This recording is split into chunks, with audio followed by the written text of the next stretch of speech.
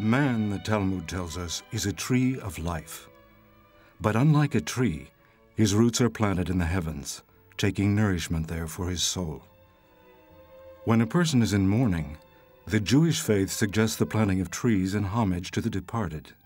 The tree, symbol of hope and eternity, takes the terrestrial place of the deceased and becomes a means of prolonging his life. Respecting this tradition, although she was not Jewish herself, a little girl named Rim planted a tree in memory of someone dear to her. His name was Yuval. Yet Rim and Yuval never met. But nevertheless, Rim owes him her life. Today, Yuval's heart is beating inside her.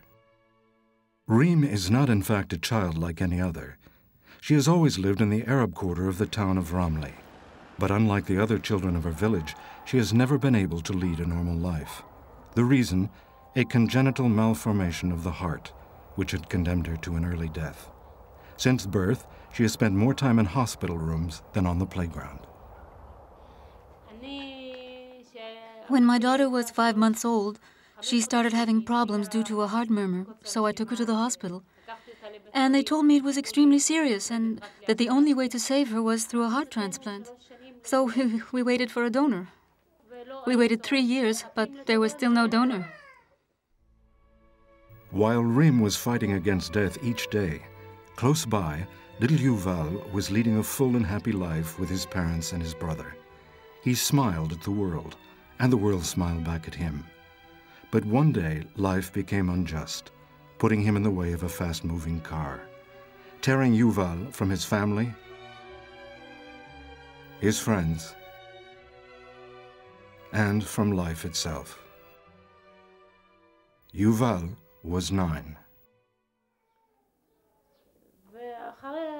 After the operation, I wanted to know who the donor was.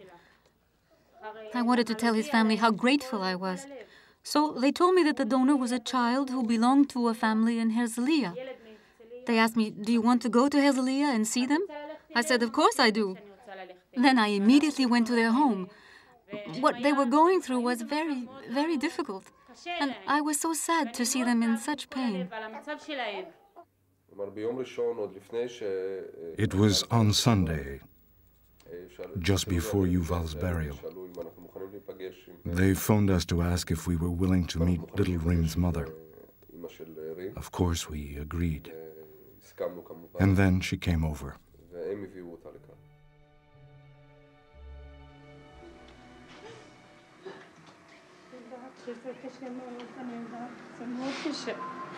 אבל אני מודה לך.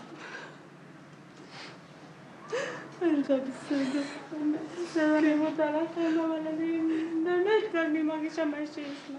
את יודעת איזה לב היא קיבלה? אני יודעת. היא קיבלה לב של מלאך. את לא יודעת איזה לב היה לילד הזה. אני נורא רוצה לפגוש אותה גם. אני רוצה שנהיה בקשר. אני רוצה שהבן הגדול גם יכיר אותה, זה מאוד חשוב. בשבילו שהוא יכיר את זה. בסדר, באמת, אני אביא אותה ותראי אותה. אוקיי, אני מאוד מבקשת.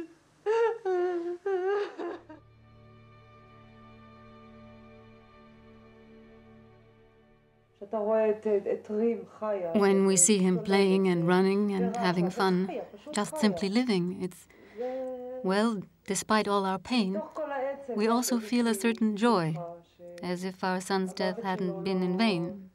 I mean, not completely in vain, because in his death there is also life.